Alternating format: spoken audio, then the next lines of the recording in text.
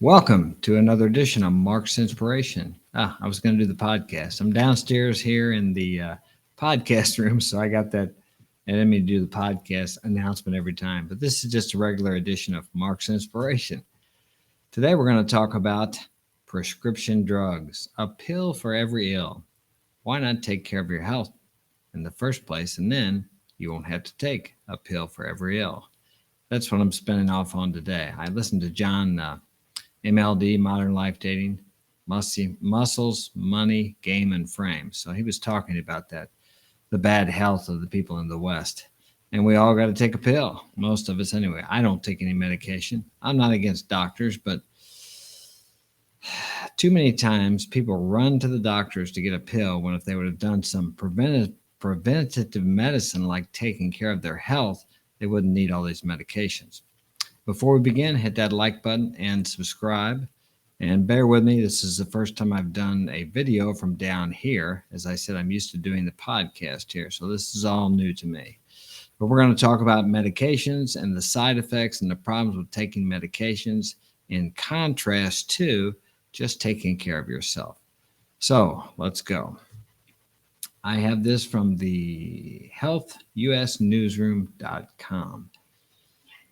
Death by prescription. Nearly 50 to 70% of us take at least one prescribed drug. Depending on the estimate, for many, it amounts to a fistful potpourri of pills per day. Meanwhile, new drug approvals have reached a 19-year high. It's a mark cheered notably for the swift minting of medications to tackle so-called orphan diseases, rare conditions, for which few or no treatment options exist. But critics say an expedited drug approval process. Oh, can you believe that? They're expediting the drug approval process? Why would they do that?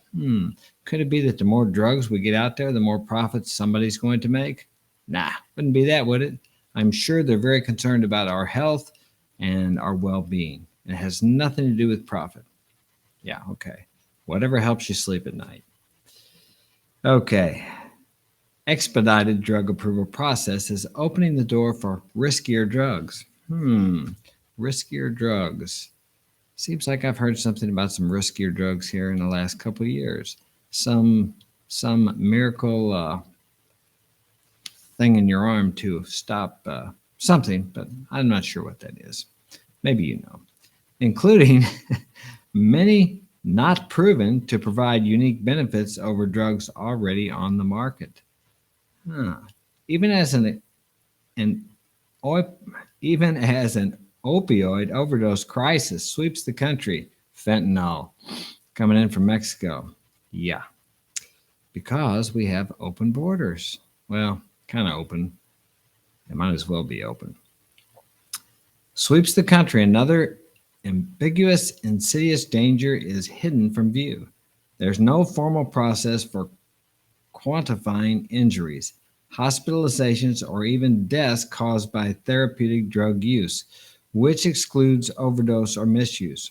Risk management begins with measuring things accurately so you know what the threats are and the ones where you should be paying attention, says Thomas J. Moore, Senior Scientist for Drug Safety and Policy at the Institute of Safe Medication Practices. But he notes there's no system in place or accepted methodology for developing these tallies for prescription drugs. Unlike with overdoses, health providers and consumers are encouraged to report adverse drug reactions to the Food and Drug Administration, and the agency can issue safety communications, require drug label warnings, and pull drugs from the market, among other risk management measures.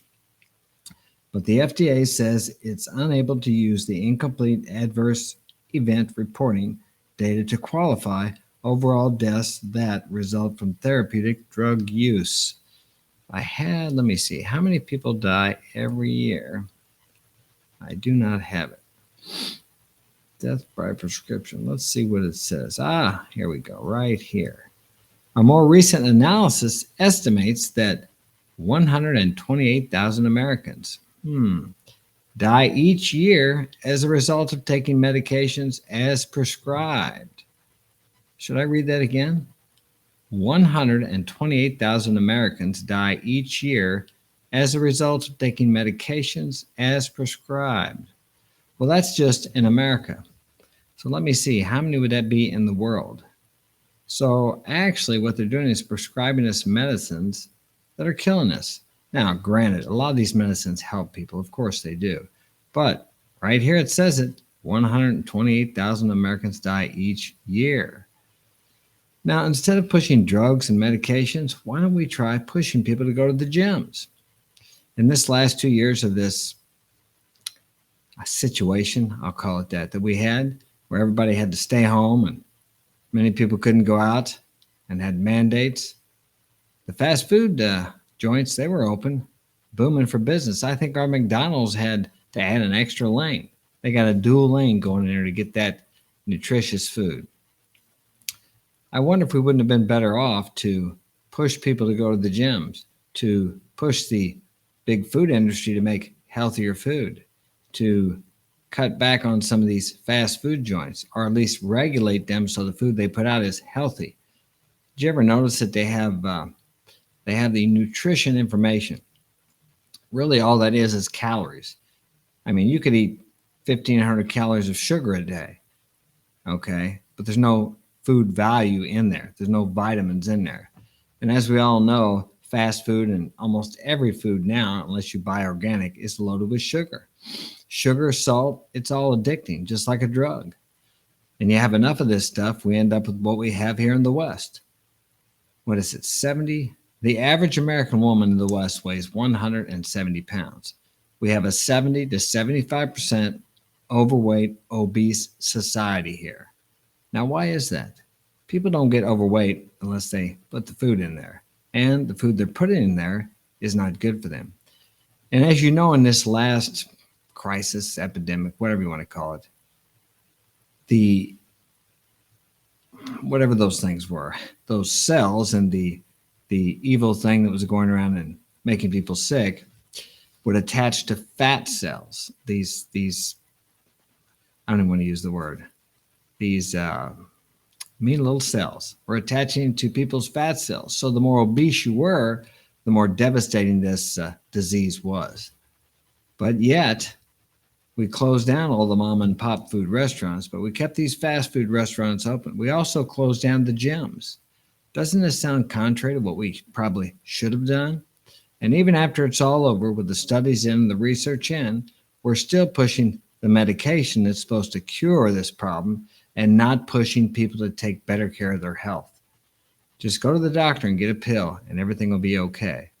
As you guys know, the pill just deals with the symptom of the problem. The problem is people don't exercise enough. They don't have any challenges in their life. They don't have anything to keep them motivated. They become depressed. They become ill. First, they become mentally ill, spiritually ill. Then they become physically ill. What we have is a country that is the moral values are plummeting. Okay. As a result, we have spiritual sickness and all these things going on that you see now. What used to be right is now wrong, and what used to be wrong is now right. It's no wonder a lot of these other countries don't want anything to do with us. We think that the world should be like us. Why would any other country want to be like us? Yeah, well, sure, people want to come here because there's money to be made here. But as far as our country's standards and moral values, I believe they've really dropped in the last 10, 20, 30 years. And as a result, we have a lot of sickness. People running to the doctor to take a pill. They're almost encouraged to go take a pill. What do they say now? Who is your healthcare provider? Healthcare provider? We used to have doctors. Now you have a healthcare provider. Why not take care of your own health?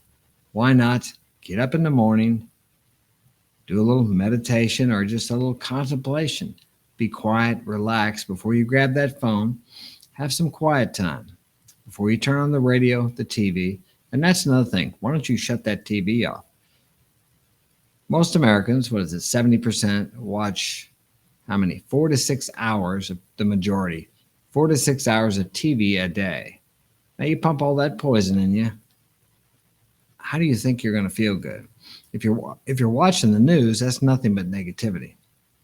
So the solution, I believe, is shut off the news, If you need to know something, it'll be revealed to you. I don't watch the news, and guess what? I know more than I really want to know. Get up, take a walk every morning before you go to work, come back home, eat a healthy breakfast, not a McDonald's. What do they got there? Cinnamon raisin or a McMuffin or whatever kind of garbage they got there.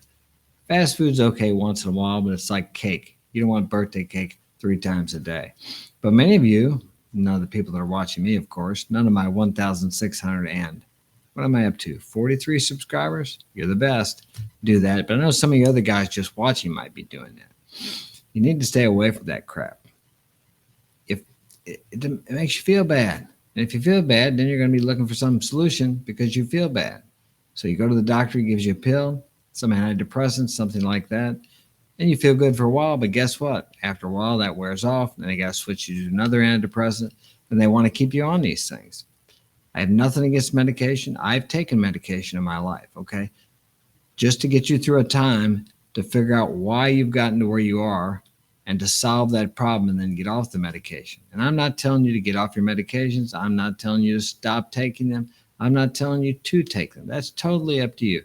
I'm just telling you what I think of them from my own personal experience and what I've seen other people that's taken them. They've helped a lot of people to get where they need to go. But if you're just taking them and not dealing with the problem, which the problem lies within you, you're not accomplishing anything. You're just going to continue to have to take medication for the rest of your life. Because as I said, that just deals with the symptom.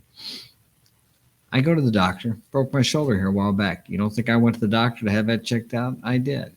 He gave me medication, gave me Vicodin. I took one pill because I realized, because it was killing me the first night.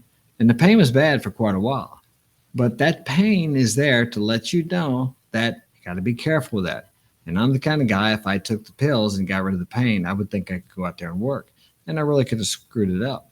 So just like the pain you might be going through now because of some loss or something's going on in your life where you feel listless and unmotivated, that is a signal for you to get up and do something. I know it's hard. It's not easy to do that. But you've got to get up and make yourself do something. Besides, go to the doctor and get a pill. There's so many other alternatives that you can go for besides going and taking that easy way. And that's the way we are as human beings. We want the easier, softer way. So we run to the doctor. I mean, if you're feeling kind of listless and you're 50 or 100 pounds overweight, it might just be that you need to start exercising and lose some weight. Sure, you can go get a pill from the doctor and it's going to make you feel good, but it's not going to improve your health. And you're going to feel worse as time goes on because there's all kinds of other complications that come from being overweight. And that's a big problem here in the U.S. Most of the people that passed away from that unfortunate happening for the last 2 or 3 years had comorbidities, which means they were bad health before that thing come around. I wasn't worried about it because I'm in good health. I can't say I never thought about it because I did. My kids, as far as we know, we never, encountered that problem that swept the world in the last 2 years. If there even was a problem that swept the world the last 2 years. I think maybe it was a little magnified, but hey, this is my opinion. I don't know. I'm not a scientist, so I really have no idea. So don't take my word for it. I'm just telling you what I viewed, what I saw, what I observed. It's up to you what you do with that. Well, that's all I got for today. This has been very strange doing this down here. I'm so used to doing it up in my other room with my other camera, but we're trying this out. Thanks for joining me. Hit that like button, subscribe. If you'd like to get my help personally, my website is marksinspirationalguidance.com. Join us next weekend. We're going to have Alfie Kingdom, King Dre, and AV Alpha Villains here for the Saturday night podcast at 6 p.m.